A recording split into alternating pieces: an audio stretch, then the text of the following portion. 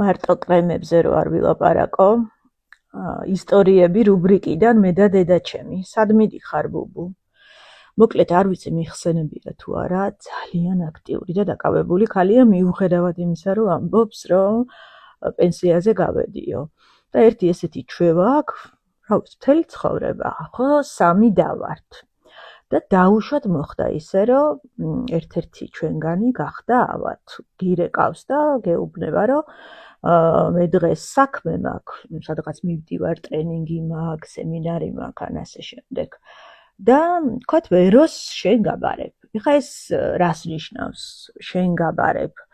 რომ თუ მისვლა არ შეგიძლია, იმიტომ რომ შეიძლება საზღვარგარეთ იყოს ის ავადმყოფი, ну თუ მისვლა შეგიძლია, უნდა მიხვიდე თავზე დაადგე და ტვინი უბურყო აუცილებლად. მაგრამ თუ მისვლა არ შეგიძლია, დედაჩემის ენაზე შენ გაბარებ, ნიშნავს, რომ უნდა ურეკო სადღაც არ გადავაჭარბებ 15 წუთში ერთხელ და მოიკითხო. და მერე დღის ბოლოს დედას ჩააბარო ანგარიში.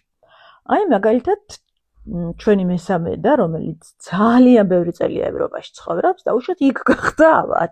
შენ აქედან მაინც უნდა ურეკო, თუ არ გიპასუხა ქმარს უნდა დაურეკო. და დღის ბოლოს კაი დედის შვილი ხარ ანგარიში თუ არა გაქვს სრულყოფილი. და თუ არ იცი, სიცხე რამდენი გქონდა ამ საათზე და ამ საათზე, აი, მერე იწყება ჭექა-ქუხილი. ხო და ეხა მე ვარ ავად.